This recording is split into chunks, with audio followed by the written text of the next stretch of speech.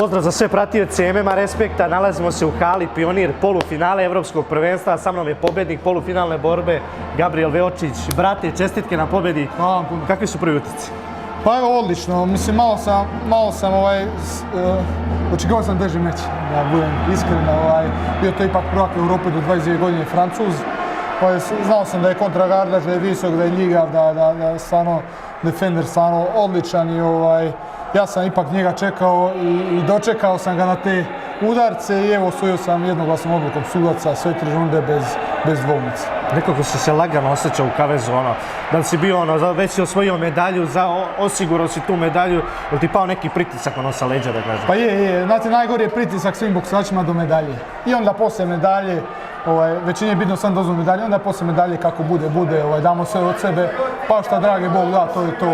Ja sam spreman, stvarno nisam nikad bio spremniji u životu i evo, ja sam zadovoljan svojim boksom, treneri su presretni, idemo do tog finala, to jest u subotu, bok sam tog finali, nadam se naravno zlatu, ipak sam ja tu već dugo godina i vladamo ovim dijelom Europe i čak i svijetom i meni je drago što imam tako mladog borca iz Srbije, domaćina tu u Srbiji, evo, mi smo dobri inače, radili smo i neke pripreme zajedno, tako da evo, nadam se što boljem finalu i što... Sad si ostao da ispratiš njegovu borbu, jesi vidio kraj? Jesam. Stvarno bilo je blizu sve.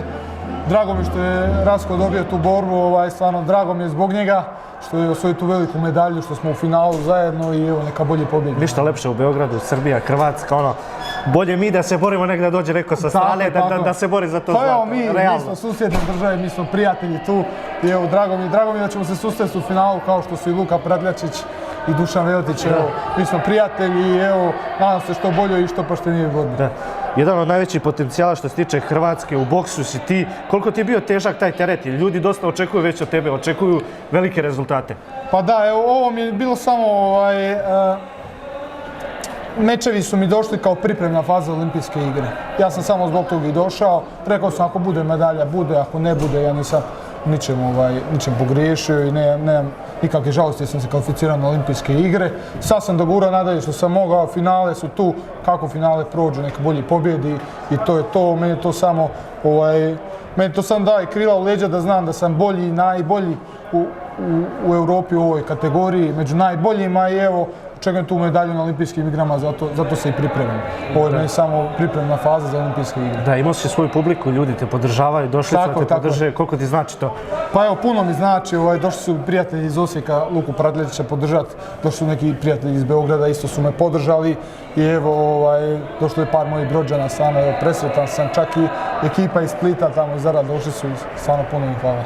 Ništa, brate, želim ti se zahvalim što smo odradili intervju, želim ti svu sreću, rekao sam njemu da on osvoji zlato, da ti osvojiš neka bolji, ko je bolji neka pobedi, to je najpoštenije. Bitno je na kraju ćete ostati prijatelji, to je najvažnije. Imat ćemo, što je najbitnije, nas dvojica smo tu da možemo međusobno isparirati, konkurirati i jedan drugog dizat, spuštati, to je najbolje što smo tu blizu i da možemo trenirati zajedno, da nismo daleko i ako treba neki kvalitetan sparing meni ili njemu, mi smo tu i nema boljih u kategoriji nego nas dvojica. Pošto moj kanal dosta prati ljudi iz Hrvatske, kakvu poruku imaš? Imaš da im pošalješ nešto? Pa evo, hvala im puno na svojoj podršci što su bili i neka me prate i dalje.